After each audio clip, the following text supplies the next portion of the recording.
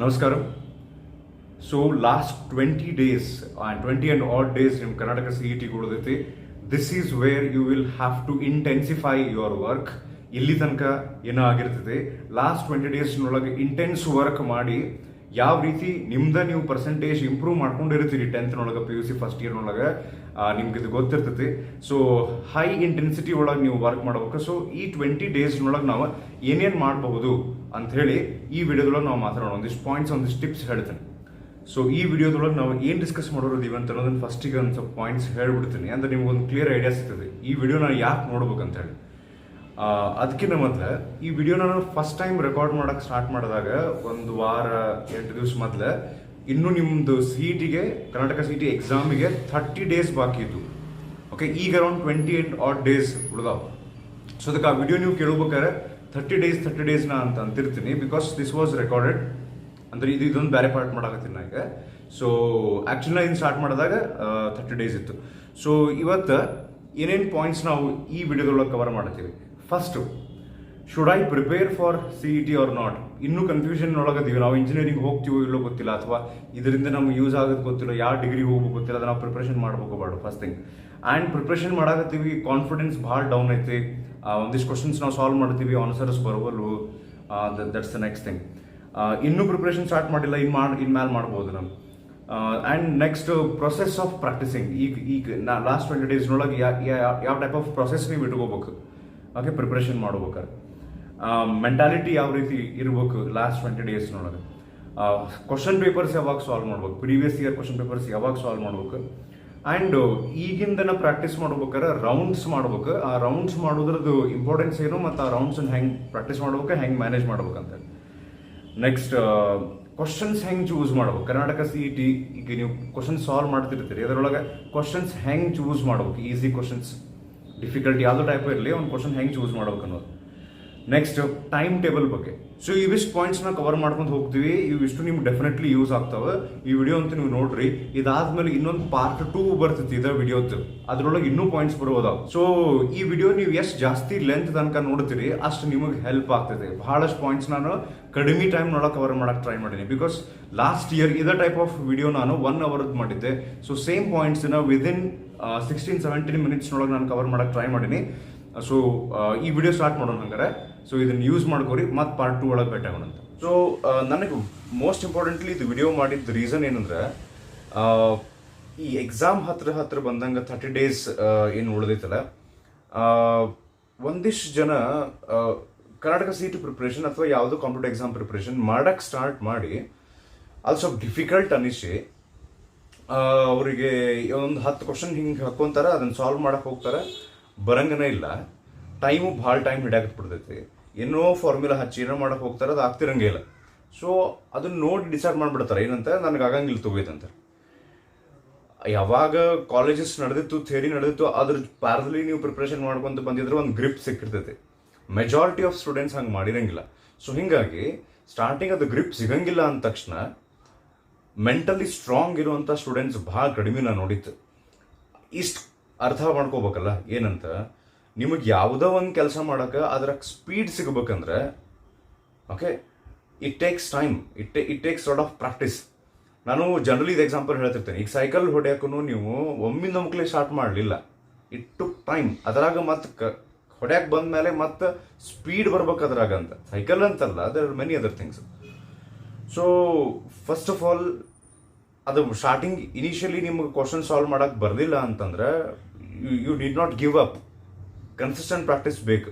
Hours together practice ಮಾಡ್ಕೊಂತ ಹೋದ್ರೆ around 8 to 10 ಡೇಸ್ನೊಳಗೆ ನಿಮಗೆ ಅದೊಂದು ಗ್ರಿಪ್ ಸಿಗ್ತದೆ. ಓಕೆ, ಸೊ ಆ್ಯಂಡ್ ಯಾರು ಇನ್ನೂ ತನಕ ಸರಿತನಾಗ ಪ್ರಿಪ್ರೇಷನ್ ಸ್ಟಾರ್ಟ್ ಮಾಡಿಲ್ಲ, ಅಥವಾ ಏನೋ ಒಂದು ರೀಸನ್ನಿಗೆ ನಾನು ಇಂಜಿನಿಯರಿಂಗ್ ಹೋಗ್ಲಿಕ್ಕಿಲ್ಲ, ನೀವು ಹೋಗ್ರಿ ಬಿಡ್ರಿ, ಪ್ರಿಪ್ರೇಷನ್ ಫಸ್ಟ್ ಚಂದಾಗಿ ಮಾಡಿ ಎಕ್ಸಾಮ್ ಬರೀರಿ.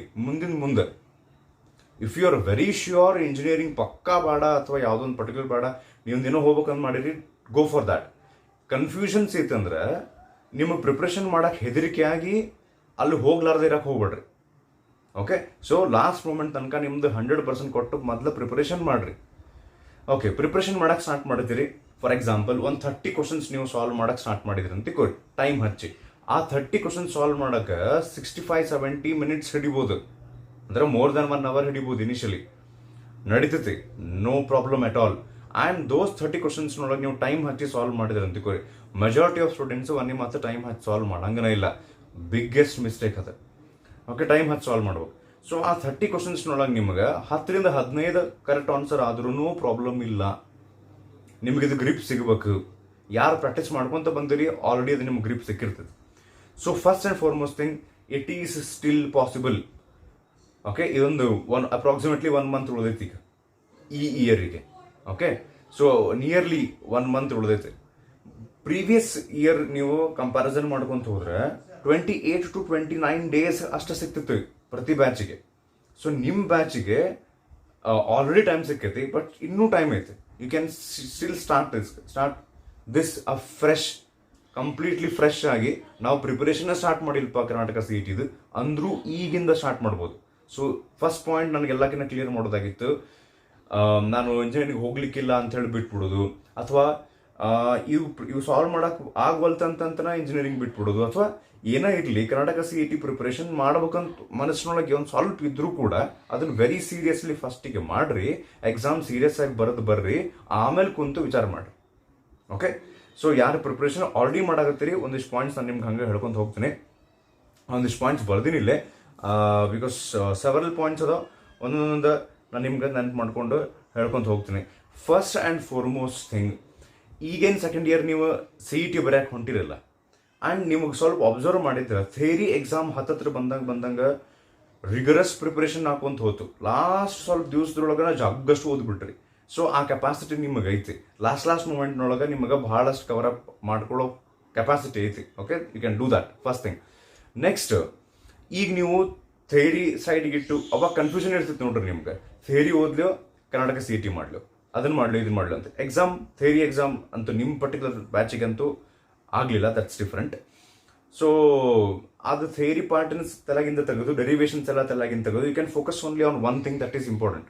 ಓಕೆ, ಒಂದು ಕ್ಲಿಯರ್ ಕಟ್ ನಿಮ್ಗೆ ಸಿಕ್ಕೈತೆ, ಮಲ್ಟಿಪಲ್ ಚಾಯ್ಸ್ ಕ್ವಶನ್ಸ್ ಕಡೆ ಅಷ್ಟೇ ನಾವು ಫೋಕಸ್ ಮಾಡಬೇಕು. So understanding the concepts, formula, ಇದ್ರ ಕಡೆ ನೀವು ಫೋಕಸ್ ಮಾಡ್ಬೇಕು. Next, you need to enjoy the process. ಏನ ಕೆಲಸ ಮಾಡಿದ್ರು ಆ ಪ್ರೊಸೆಸ್ ನೀವು ಎಂಜಾಯ್ ಮಾಡಲಿಲ್ಲ ಅಂದ್ರೆ, ಎಂಜಾಯ್ ಯಾಕೆ ಮಾಡ್ಬೇಕು ಸರ್ ಅಂದ್ರೆ, ನಾನು ಅಬ್ಸರ್ವ್ ಮಾಡಿದ ಪ್ರಕಾರ, ಅಥವಾ ನಿಮ್ಮ ಸೀನಿಯರ್ಸ್ ನೀವು ಕೇಳ್ರಿ, ಜೂನಿಯರ್ಸ್ ಅಲ್ಲ ಸೀನಿಯರ್ಸಿಗೆ ಕೇಳ್ರಿ, 10th ಹೆಂಗೆ ಮಜಾ ಬರ್ತಿತ್ತಲ್ಲ ಎಕ್ಸಾಮಿಗೆ ಪ್ರಿಪೇರ್ ಮಾಡೋದು, ಎಕ್ಸಾಮ್ ಬರೋದು. ಸೆಕೆಂಡ್ ಇಯರ್ನೊಳಗೂ ಯಾರು ಸಿನ್ಸಿಯರ್ ಅದಿರ ಅವ್ರಿಗೆ ಹೇಳಾಕತ್ತೇನೆ, ಎಕ್ಸಾಮಿಗೆ ಪ್ರಿಪೇರ್ ಮಾಡೋದು, ಅದನ್ನ ಎಕ್ಸಾಮ್ ಬರೋದು. ಈ ಮಜಾ ನಿಮಗೆ ಡಿಗ್ರಿ ಒಳಗೆ ಹೋದಾಗ ಬರಂಗಿಲ್ಲ. ಡಿಗ್ರಿ ಎಂಟೈರ್ಲಿ ಡಿಫ್ರೆಂಟ್ ಆಗ್ತದೆ. ದಟ್ಸ್ ಈ ಒಂದು ಸ್ಟೂಡೆಂಟ್ ಲೈಫ್ ಅಂತ ಏನು ನೀವು ಕರಿತೀರಲ್ಲ, ಪ್ರೈಮರಿ ಹೈಸ್ಕೂಲ್ನಿಂದ ಚಾಲೂ ಆಗಿ ಈ ಕಾಲೇಜಿಗೆ ಎಂಡ್ ಆಗ್ತೈತೆ ಅದು PUCಗೆ. Degree is all together completely different. So ಈ ಕೈಂಡ್ ಆಫ್ ಅಟ್ಮಾಸ್ಫಿಯರ್ ನಿಮ್ಗೆ, ಈ ಟೈಪ್ ಆಫ್ ಎಕ್ಸಾಮ್ಸ್ ನಿಮಗೆ ಮತ್ತೆ ಸಿಗಂಗಿಲ್ಲ. ಸೊ ನಿಮ್ಮ ಲೈಫ್ನೊಳಗೆ ಸಿಗಂಗಿಲ್ಲ. So you have to enjoy it. Okay, multiple choice questions ಅನ್ನ ನಿಮಗೆ ನೀವು ಚಾಲೆಂಜ್ ಹಾಕೋರಿ. 10 ಕ್ವಶನ್ ಒಳಗೆ ಎಷ್ಟು ಸಾಲ್ವ್ ಮಾಡ್ತೀರಾ ನೋಡಿ ಬಿಡೋಣ ಅಂತ ಹೇಳಿ, 10 ಎಷ್ಟು ಸಾಲ್ವ್ ಮಾಡ್ತೀನೋ ಏನೋ ಅಂತ ಹೇಳಿ ಟೆನ್ಷನ್ ಮಾಡ್ಕೊಂಡು ಕೊಡ್ಬೇಡ್ರಿ. 10 ಎಷ್ಟಾರ ಆಗಲಿ, ನಾನು ಎಂಜಾಯ್ ಮಾಡ್ತೀನಿ. ಟೈಮ್ ಹಚ್ಚೋದು ಎಷ್ಟು ಫಾಸ್ಟ್ ಇದೀನಿ ನಾನು, ಇನ್ನು ಸ್ವಲ್ಪ ಸ್ಪೀಡ್ ನಾನು ಇಂಪ್ರೂವ್ ಮಾಡ್ಕೊತೀನಿ ನಂದು. So if you do not learn to enjoy the process, it's not possible. ನೀವು ಗಾಬರಿ ಆಗಿ ಟೆನ್ಷನ್ ಮಾಡ್ಕೊಂಡು ಕುಂತ್ಬಿಟ್ರಿ ಅಂದ್ರೆ ಆ questions very very simple questions difficult ಅನ್ಸೋ ಸ್ಟಾರ್ಟ್ ಆಗ್ತಾವ. ಆ್ಯಂಡ್ ಆ ಕ್ವಶನ್ಸ್ ಫ್ರೇಮ್ ಮಾಡೋದನ್ನ ಅವ್ರು ಸ್ವಲ್ಪ ನಿಮ್ಗೆ ಕನ್ಫ್ಯೂಸ್ ಆಗೋ ಹಂಗೆ ಅಂತ ಹೇಳಿ ಅವ್ರು ಟ್ರೈ ಮಾಡಿನ ಅದನ್ನ ಕ್ವಶನ್ ಕೊಟ್ಟಿರ್ತಾರೆ. ನೀವು ಟೆನ್ಷನ್ ಮಾಡ್ಕೊಂಡು ಕನ್ಫ್ಯೂಸ್ ಮಾಡ್ಕೊಂಡ್ಬಿಟ್ರಿ ಅಂದ್ರೆ they will become successful. So ಅವ್ರಿಗೆ ಸಕ್ಸಸ್ಫುಲ್ ಆಗಾಕ ಬಿಡಕ್ಕೆ ಹೋಗ್ಬೇಡ್ರಿ ನೀವು. ಓಕೆ, ಸೊ ರಿಲ್ಯಾಕ್ಸ್ಡ್ ಇರ್ರಿ. ಮಹೇಂದ್ರ ಸಿಂಗ್ ಧೋನಿ ಗತೆ ಎಷ್ಟು ಸಾಧ್ಯ ಆಗ್ತೈತಿ ಅಷ್ಟು ಕೂಲ್ ಆಗಿರ್ರಿ. ಓಕೆ, ಆ್ಯಂಡ್ ಎಷ್ಟು ಸಾಧ್ಯ ಆಗ್ತೈತೆ ಅಷ್ಟು ಆ ಪ್ರೊಸೆಸ್ಸನ್ನು ಎಂಜಾಯ್ ಮಾಡಕ್ಕೆ ಕಲೀರಿ. ಓಕೆ,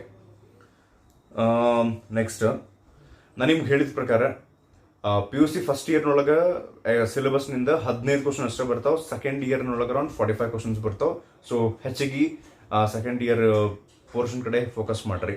ಆ್ಯಂಡ್ PUC ಫಸ್ಟ್ ಇಯರಿಗೆ ಅವ್ರ ಥಿಯರಿ ನಾವು ನೆನಪು ಹಾರಿಬಿಟ್ಟೈತಿ ಅಂತ ನೋಡ್ರಿ, ನಾನು ಪ್ರತಿ ಚಾಪ್ಟರ್ದು ಕ್ವಿಕ್ ರಿವಿಷನ್ ಅಂತ ಹೇಳಿ ಮಾಡಿ, ಅಥವಾ ಅದ್ರದ್ದು ಆ ಚಾಪ್ಟರ್ದು ಪಾರ್ಟ್ 1 ಒಳಗನ ಅದ್ರದ್ದು ರಿವಿಷನ್ ಮಾಡಿಸಿ ಆಮೇಲೆ ಕ್ವಶನ್ ಸಾಲ್ವ್ ಮಾಡ್ಸೀನಿ. ಸೊ ನೆಕ್ಸ್ಟ್ ಪಾಯಿಂಟ್, ಈಗಿಂದ 30 days ನೀವು ಪ್ರಿಪರೇಷನ್ ಮಾಡ್ಬೇಕಾದ್ರೆ ಹೆಂಗೆ ಪ್ರಿಪರೇಷನ್ ಮಾಡ್ಬೇಕಂದ್ರೆ, ಫೈನಲ್ ಎಕ್ಸಾಮ್ ಸಿಚುವೇಶನ್ ಹೆಂಗೆ ಇರ್ತದಲ್ಲ ಅದೇ ರೀತಿ. ಇಲ್ಲ ನನಗೆ ಹಿಂಗೂ ಕೇಳಿದ್ರು ಏನಂತ, ಸರ್ ನಾವು ಮೊದಲು ಪ್ರಿಪ್ರೇಷನ್ ಎಲ್ಲ ಮುಗಿಸ್ಬಿಡ್ತೀವಿ, ಇದು ಎವ್ರಿ ಇಯರ್ ಕೇಳ್ತಾರೆ.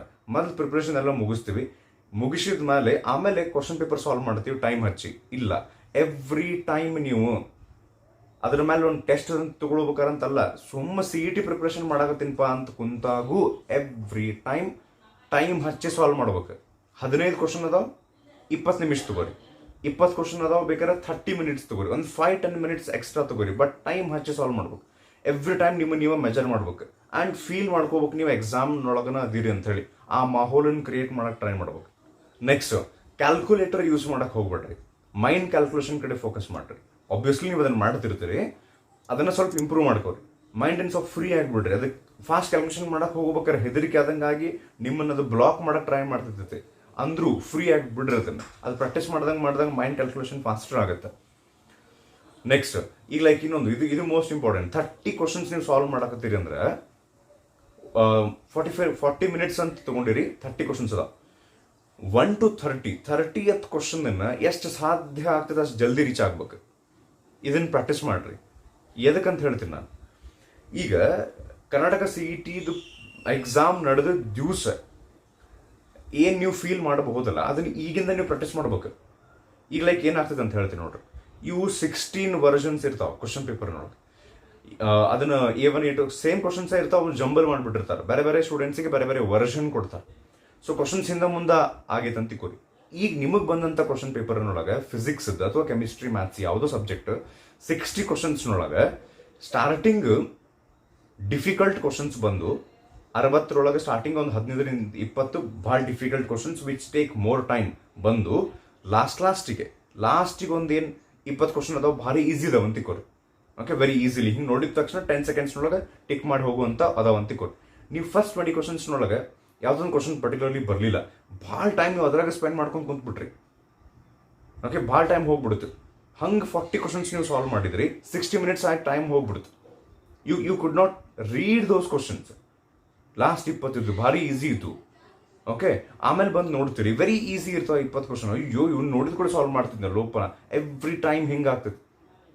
So first in the last question ನೀವು ಈಗಿಂದನ ಪ್ರಾಕ್ಟೀಸ್ ಮಾಡ್ಬೇಕಾರೆ, ಎಕ್ಸಾಮ್ನಾಗಲ್ಲ ಈಗಿಂದನ ಪ್ರಾಕ್ಟೀಸ್ ಮಾಡ್ಬೇಕಾರೆ 30, 40, 20 ಎಷ್ಟು ಕ್ವಶನ್ ಸಾಲ್ವ್ ಮಾಡ್ತಿರ್ತಾರಲ್ಲ, ಟೈಮ್ ಹಚ್ಚಿ ಎಷ್ಟು ಸಾಧ್ಯ ಆಗುತ್ತೆ ಅಷ್ಟು ಜಲ್ದಿ ನಾನು 20ನೇ ಕ್ವಶನ್ ಅಥವಾ ಲಾಸ್ಟ್ ಕ್ವಶನ್ ಅಲ್ಲಿ ರೀಚ್ ಆಗ್ಬೇಕು. ನೋಡಿ, ಯಾವುದೋ ಒಂದು ಡಿಫಿಕಲ್ಟ್ ಕ್ವಶನ್ ಬಂತಂದ್ರೆ ಅದನ್ನು ಸ್ಕಿಪ್ ಮಾಡ್ಬೇಕು. ಸ್ಕಿಪ್ ಮಾಡಿ ಬಿಟ್ಬಿಡೋದನ್ನ ಅಲ್ಲ, ಆ 20ನೇ ಕ್ವಶನ್ ಮುಗಿದ್ಕೊಂಡು ವಾಪಸ್ ಬರ್ಬೇಕು. ಮತ್ತು ಅದಕ್ಕೆ ರೌಂಡ್ಸ್ ಮಾಡ್ಬೇಕಿಲ್ಲ. ಈ ರೌಂಡ್ಸ್ ಮಾಡೋದನ್ನ you can not do it directly in the examination hall.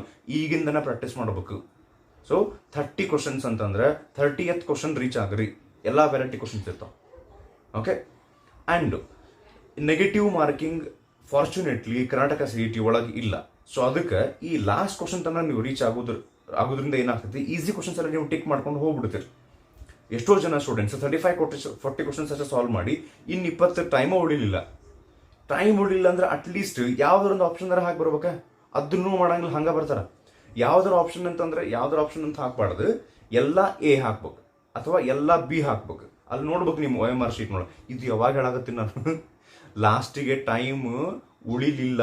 If you could not reach 60, ನೀವು ಈಗಿಂದ ಪ್ರಾಕ್ಟೀಸ್ ಮಾಡ್ಕೊಂತ ಹೋಗಿ 60 ಕ್ವಶನ್ಸ್ ರೀಚ್ ಆಗಕ್ಕೆ ಟ್ರೈ ಮಾಡ್ರಿ. ಬಿಕಾಸ್ ಎಲ್ಲ question 2 to 3 minutes 4 to 5 minutes ತೊಗೊಳಂಗಿಲ್ಲ. ಓಕೆ, ಸೊ ಈ ರೌಂಡ್ಸ್ ಹೆಂಗೆ ಮಾಡ್ಕೊಂತ ಹೋಗ್ಬೇಕಂದ್ರೆ, ಈಗ ಲೈಕ್ ಫಸ್ಟ್ ಕ್ವಶನ್ ನೀವು ಸ್ಟಾರ್ಟ್ ಮಾಡಿದ್ರಿ, ವೆರಿ ಈಸಿ ಐತಿ, ಅವಾಗ ಸಾಲ್ವ್ ಮಾಡ್ರಿ. ಸೆಕೆಂಡ್ ಕ್ವಶನ್ ಸ್ವಲ್ಪ ಕನ್ಫ್ಯೂಷನ್ ಐತಿ, ಬಟ್ ಯು ಫೀಲ್ ಸ್ವಲ್ಪ ನಾ ಟೈಮ್ ಸ್ಪೆಂಡ್ ಮಾಡಿದ್ರೆ I can do that, continue. ಯಾವುದೋ ಕ್ವಶನ್ ನೋಡಿದ್ರಿ, ಈ ಟೈಪ್ ಕ್ವಶನ್ ನೋಡಿ ನಂಗೆ ಗೊತ್ತಾಗವಲ್ದು, ಅದನ್ನ ಸ್ಕಿಪ್ ಮಾಡ್ರಿ, ಬಿಟ್ಬಿಡ್ರಿ. ಆ ಬಿಡುಬೇಕಾರೆ ಆ ಕ್ವಶನ್ ಪೇಪರ್ನೊಳಗೆ OMR ಶೀಟ್ನಾಗಲ್ಲ, ಕ್ವಶನ್ ಪೇಪರ್ನೊಳಗೆ ಸೈಡಿಗೆ 2 ಅಂತೆಲ್ಲ ಬರ್ಕೊಂಡಿರ್ರಿ. ಅಂದ್ರೆ ಇದನ್ನ ಸೆಕೆಂಡ್ ರೌಂಡ್ ನಾವು ಮಾಡ್ತೀನಿ ಅಂತೇಳಿ 2 ಅಂತ ಬರ್ಕೊಂಡ್ರಿ ಸೈಡಿಗೆ. ಯಾಕೆ ಹಂಗೆ 2 ಅಂತ ಬರ್ಕೋಬೇಕಂದ್ರೆ, ನೀವು 60ನೇ ಕ್ವಶನ್ ತನಕ ಹೋದ್ರಿ, ವಾಪಸ್ ಬಂದ್ರಿ, ಅವಾಗ ಸಮ್ ಟೈಮ್ಸ್ ಟೆನ್ಷನ್ ಒಳಗೆ ಯಾವ ಕ್ವಶನ್ ನಾ ಸಾಲ್ವ್ ಮಾಡೀನಿ ಯಾವ್ದು ಮಾಡಿಲ್ಲ ಅಂತ ಹುಡ್ಕೋತ್ ಕೊಡ್ಬೇಕಾಗ್ತೈತಿ, ಮತ್ತೆ ಟೈಮ್ ಹೋಗುತ್ತಲ್ಲಿ. ಸೊ ಅದಕ್ಕೆ 2 ಅಂತ ಬರೆದ್ರೆ ಈ ಸೆಕೆಂಡ್ ರೌಂಡ್ ಕ್ವಶನ್ ಆಗಲೇ ಸಾಲ್ವ್ ಮಾಡಿಲ್ಲ ಅಂತ ಗೊತ್ತಾಗ್ಬಿಡ್ತೈತಿ. ಸೊ ಅದನ್ನ ಮತ್ತೆ ಟೈಮ್ ಸ್ಪೆಂಡ್ ಮಾಡ್ರಿ. ಮತ್ತು ಡಿಫಿಕಲ್ಟ್ ಅನ್ಸಾಗತೈತಿ ಅಂದ್ರೆ ಅದನ್ನ 3 ಅಂತ ಬರೀರಿ, ಆ ಕ್ವಶನ್ ಮತ್ತೆ ಮುಂದೆ ಹೋಗ್ರಿ. ಸೊ ಫಸ್ಟ್ ರೌಂಡ್ನೊಳಗೆ ಈಸಿದೆಲ್ಲ ಟಿಕ್ ಮಾಡ್ಕೊಂತ ಬರ್ತೀರಿ 60 ಕ್ವಶನ್ಸ್ ತನಕ. ಅದಾದ್ಮೇಲೆ ಸೆಕೆಂಡ್ ರೌಂಡ್ ಬರ್ತೀರಿ, ಅದಾದ್ಮೇಲೆ ಥರ್ಡ್ ರೌಂಡ್ ಬರ್ತೀರಿ. 2 to 3 ರೌಂಡ್ಸ್ನೊಳಗೆ ಆಲ್ಮೋಸ್ಟ್ ನೀವೆಲ್ಲ ರೀಚ್ ಆಗಕ್ಕೆ ಟ್ರೈ ಮಾಡ್ಬೇಕು. ಅಕಸ್ಮಾತ್ ಒಂದಿಷ್ಟು ಕ್ವಶನ್ಸ್ ಉಳಿದು ಬಂದ್ರೆ ಅವನ್ನ ಅಷ್ಟು ಒಂದು ಆಪ್ಷನ್ ಹಾಕ್ಬೇಕು. Probability of getting that answer correct will become more by doing that. ನೀವು ಹಿಂಗೆ ಮಾಡಿದ್ರೆ ಅಂತ ತಿಳ್ಕೊರಿ, ಇದು ನನಗೆ ಎ ಅನ್ಸುತ್ತೆ, ಇದು ಬಿ ಅನ್ಸುತ್ತೆ, ಹಿಂಗೆ ಮಾಡಕ್ಕೆ ಹೋಗ್ಬಾರ್ದು. ನೆಕ್ಸ್ಟ್, ಯಾವುದೋ ಒಂದು ಕ್ವಶನ್ ನೀವು ಸಾಲ್ವ್ ಮಾಡಾಕತ್ತೀರಿ, ರೌಂಡ್ಸ್ ಮಾಡ್ಬೇಕಾರೆ ಯಾವುದೋ ಒಂದು ಕ್ವಶನ್ ಸಾಲ್ವ್ ಮಾಡಾಕತ್ತೀರಿ, you almost came to a conclusion but you have doubt between 2 options, ಇದು ಅಂತ ಹೇಳಿ. ಓಕೆ, ಅವಾಗ ಏನು ಮಾಡ್ಬೇಕು, ಪೆನ್ಸಿಲ್ಲೇ ಕ್ವಶನ್ ಪೇಪರ್ನೊಳಗೆ ಮಾರ್ಕ್ ಮಾಡಿ, ಅಂದರೆ ಅದನ್ನ ಕಂಪ್ಲೀಟ್ ಕನ್ಕ್ಲೂಷನ್ ಮಾಡೋಕೆ ಆಗಿಲ್ಲ, ನೀನು ಸ್ವಲ್ಪ ಟೈಮ್ ಬೇಕು, ಬಟ್ ಟೈಮ್ ಹೊಂಟ್ಬಿಟ್ಟೈತಿ ಅಂತ ಅನ್ಸಿದ್ರೆ ಆ 2 ಆಪ್ಷನ್ ಮಾರ್ಕ್ ಮಾಡಿ, ನನಗೆ ಇವೆರಡೂ ಡೌಟ್ ಇತ್ತು, ನೋಡೋಣ ತಡಿ ಆಮೇಲೆ ಅಂತ ಹೇಳಿ ಮುಂದಿನ ಕ್ವಶನ್ ಹೋಗ್ಬೇಕು. ಯಾವಾಗಿದು ಫಸ್ಟ್ ರೌಂಡ್ನೊಳಗೆ ನಮ್ಮ ಏಮ್ 60th ಕ್ವಶನ್ ಜಲ್ದಿ ರೀಚ್ ಆಗಬೇಕು, ಲಾಸ್ಟ್ ಕ್ವಶನ್ ಜಲ್ದಿ ರೀಚ್ ಆಗಬೇಕು. ಇದನ್ನ ಎಕ್ಸಾಮಿನೇಷನ್ ಹಾಲ್ ಮಾಡಕ್ಕೆ ಬರಂಗಿಲ್ಲ, ಈಗಿಂದನೇ ಪ್ರಾಕ್ಟೀಸ್ ಮಾಡೋದು, ರೌಂಡ್ಸ್ ಮಾಡೋದು, ಟೈಮ್ ಹಚ್ಚಿ ಸಾಲ್ವ್ ಮಾಡೋದು, ಲಾಸ್ಟ್ ಕ್ವಶನ್ ಎಷ್ಟಾಗುತ್ತೆ ಅಷ್ಟು ಜಲ್ದಿ ರೀಚ್ ಆಗೋದಕ್ಕೆ ನೀವೇನು ಮಾಡ್ಬೋದು ಅಂದ್ರೆ ಬೇಕಾದ್ರೆ ಇವು ಪಾಯಿಂಟ್ಸ್ ನಾನು ನಿಮ್ಗೆ ಹೇಳಿದಾಗ ಈಗ ನೆನಪಿರ್ತೈತಿ, ಆಮೇಲೆ ನೆನಪು ಬರೋ ಚಾನ್ಸಸ್ ಇರ್ತಾವೆ. ಸೊ ಅದಕ್ಕೆ ನಿಮ್ಗೆ ಆಲ್ರೆಡಿ ಈಗ ನಾ ಇಷ್ಟು ಜನ ಹೇಳಿದ ಪಾಯಿಂಟ್ಸ್ ಯಾವ್ದು ಇಂಪಾರ್ಟೆಂಟ್ ಅಂತ ಅನ್ಸುತ್ತೆ, ಅಥವಾ ಒಬ್ಬೊಬ್ಬರಿಗೆ ಒಂದೊಂದು ಇಂಪಾರ್ಟೆಂಟ್ ಅನಿಸ್ತಾವೆ, ಬಿಕಾಸ್ ಒಂದಿಷ್ಟು ಅವ್ರು ಆಲ್ರೆಡಿ ಫಾಲೋ ಮಾಡ್ತಿರ್ತಾರೆ. ಸೊ ಅದ್ರ ತಕ್ಕಂಗೆ ಪಾಯಿಂಟ್ಸ್ ಅವನ್ನ ಬರ್ಕೋರಿ. ಓಕೆ, ನೆಕ್ಸ್ಟ್ ಒಂದು ಪಾಯಿಂಟ್ ನನಗೇನು ಹೇಳೋದಿತ್ತು, ಒಂದು ಟೈಮ್ ಟೇಬಲ್ ಹಾಕ್ರಿ. ಈ ಲಾಸ್ಟ್ 30 ಡೇಸ್ನೊಳಗೆ ಯಾವ್ಯಾವ ಚಾಪ್ಟರ್ ಮುಗಿದಾವು, ಏನು ಮಾಡ್ತೀನಿ, ಯಾವಾಗ ಏನು ಮಾಡ್ತೀನಿ. ಬಿಕಾಸ್ ಈ ಟೈಮ್ ಟೇಬಲ್ ಹಾಕೋದು ಅಂದ ತಕ್ಷಣ ಭಾಳ ಜನಕ್ಕೆ ಏನಾಗ್ತದೆ ಗೊತ್ತಾ, ಕಾನ್ಫಿಡೆನ್ಸ್ ಬರಂಗಿಲ್ಲ. ಸರ್ ನಾವು ಪ್ರತಿ ಸರ್ತಿ ಕಾನ್ಫಿಡೆನ್ಸ್ ಒಂದು ಕಾನ್ಫಿಡೆನ್ಸ್ ಇಟ್ಕೊಂಡು ಇದನ್ನ ಮುಗಿಸ್ತೀನಿ ಅಂತ ಟೈಮ್ ಟೇಬಲ್ ಹಾಕ್ತೀವಿ, ಅದು ಆಗಂಗಿಲ್ಲ ಸರ್. ಸೊ ಇದು ಹಿಂಗೆ, ಓಕೆ, ನೀವು ಒಂದು ಪರ್ಫೆಕ್ಟ್ ಆಗೋ ತನಕ ಹಿಂಗೆ ಇವು ಎಲ್ಲರಿಗೂ ಅದು ಫೇಸ್ ಮಾಡೋದು. ಬಟ್ ಎವ್ರಿ ಟೈಮ್ ನಾವು ಟೈಮ್ ಟೇಬಲ್ ಹಾಕಬೇಕು. ಸೊ ಎಷ್ಟು ಮುಗಿದಾವ್, ಎಷ್ಟು ಆಗ್ಯಾವ, ಏನಾಗ್ಯಾವ. ಸೊ ಇಷ್ಟು ದಿವ್ಸ ನೀವು ಪ್ರಿಪ್ರೇಷನ್ ಮಾಡ್ಬೇಕಾದ್ರೆ ಅದು ಹಾಚ್ ಪಾಚ್ ಆಗಿರ್ತೈತಿ. ಈ ಲಾಕ್ಡೌನು, ಅದು corona, second wave, third wave, exam cancel ಆಯ್ತು, ಇವೆಲ್ಲ ಕನ್ಫ್ಯೂಷನ್ಸ್ ಇರ್ತಾವೆ. ಸೊ ಇಲ್ಲಿ ತನಕ ಅದು ಪ್ರಿಪ್ರೇಷನ್ ಹಾಚ್ ಪಾಚ್ ಆಗಿರ್ತೈತಿ, ಪರ್ಫೆಕ್ಟ್ ಆಗಿರಂಗಿಲ್ಲ. ಬಟ್ ಈಗಿಂದ ಮತ್ತೆ ಟೈಮ್ ಟೇಬಲ್ ಹಾಕ್ರಿ. ಸ್ವಲ್ಪ ಒಂದು 5-10 ದಿವ್ಸ ಬಿಟ್ಟು ಆ ಟೈಮ್ ಟೇಬಲ್ ಸರಿತ್ನಾಗ ಹೋಗಿರಂಗಿಲ್ಲ, ಸ್ವಲ್ಪ ಹೋತು ಬಾಚಲು, ಸ್ವಲ್ಪ ಹೆಚ್ಚು ಕಡಿಮೆ ಆದ್ರೆ ಮತ್ತೊಂದು ಟೈಮ್ ಟೇಬಲ್ ಹಾಕ್ರಿ, ಸ್ವಲ್ಪ ಮತ್ತೊಂದು ಟೈಮ್ ಟೇಬಲ್ ಹಾಕ್ರಿ. ಸೊ ಈ ಟೈಮ್ ಟೇಬಲ್ ಹಾಕೋ ಪ್ರೊಸೆಸನ್ನ ಕಂಟಿನ್ಯೂ ಮಾಡ್ರಿ. ನೆಕ್ಸ್ಟ್ ಪಾಯಿಂಟ್, ಅಪಿಯರ್ಡ್ ಕ್ವಶನ್ಸ್ ಕಡೆ ಫೋಕಸ್ ಮಾಡ್ರಿ. It might be any subject. ಆ ಅಪಿಯರ್ಡ್ ಕ್ವಶನ್ಸ್ ಕಡೆ ಫೋಕಸ್ ಮಾಡೋದು ಹೆಂಗಂದ್ರೆ, ಫಸ್ಟಿಗೆ ಒಂದು ಚಾಪ್ಟರ್ ಹಿಡ್ಕೊಂಡು ಅದಕ್ಕೆ ಸಂಬಂಧಪಟ್ಟಂಗೆ ಎಲ್ಲ ಕ್ವಶನ್ ಸಾಲ್ವ್ ಮಾಡ್ಬೇಕು. ಅಪಿಯರ್ಡ್ ಕ್ವಶನ್ ಅಷ್ಟೇ ಸಾಲ್ವ್ ಮಾಡೋದಲ್ಲ, ಬಿಕಾಸ್ ಅಪಿಯರ್ಡ್ ಕ್ವಶನ್ ಅಷ್ಟೇ ಬರ್ತಾವಂತಲ್ಲ, ವೆರೈಟಿನೂ ಬರ್ಬೋದು, ಬೇರೆ ವೆರೈಟಿನೂ ಬರ್ಬೋದು. ಸೊ ಅದಕ್ಕೆ ಓವರ್ ಆಲ್ ಒಂದಿಷ್ಟು ಆ ಚಾಪ್ಟರ್ ಕ್ವಶನ್ ಸಾಲ್ವ್ ಮಾಡಿಕೊಂಡು ಟೈಮ್ ಹಚ್ಚಿ ಸಾಲ್ವ್ ಮಾಡಿಕೊಂಡು, ಓಕೆ. ಆಮೇಲೆ ಇನ್ನೊಂದು ಪಾಯಿಂಟ್, ಸಾಲ್ವ್ ಮಾಡ್ಬೇಕಾರೆ ಕ್ವಶನ್ಸನ್ನು ನೀವು ಇಂಟೆಲಿಜೆಂಟ್ಲಿ ಚೂಸ್ ಮಾಡ್ಬೇಕು. ಎಲ್ಲ ಕ್ವಶನ್ ಸಾಲ್ವ್ ಮಾಡ್ಕೋಂತ ಹೋಗಂಗಿಲ್ಲ. ನಾನು ಈಗ ಇಷ್ಟು 30 ಕ್ವಶನ್ ಇಷ್ಟಿಂದಿಷ್ಟು ಸಾಲ್ವ್ ಭಾರಿ ಈಸಿ ಅನ್ಸಾಗತೈತಿ, ಇದು ನನ್ಗೆ ಬರುತ್ತಾಳ ಗೊತ್ತೈತಿ, ಸ್ಕಿಪ್ ಮಾಡ್ರಿ, ಪಟ್ಟಣ ಟೈಮ್ ವೇಸ್ಟ್ ಮಾಡಬಿಡ್ರಿ. ಭಾಳ ಡಿಫಿಕಲ್ಟ್ ಐತೆ ಕ್ವಶನ್ ಗೊತ್ತಾಗೋದು, ಅದನ್ನು ಸ್ಕಿಪ್ ಮಾಡ್ರಿ.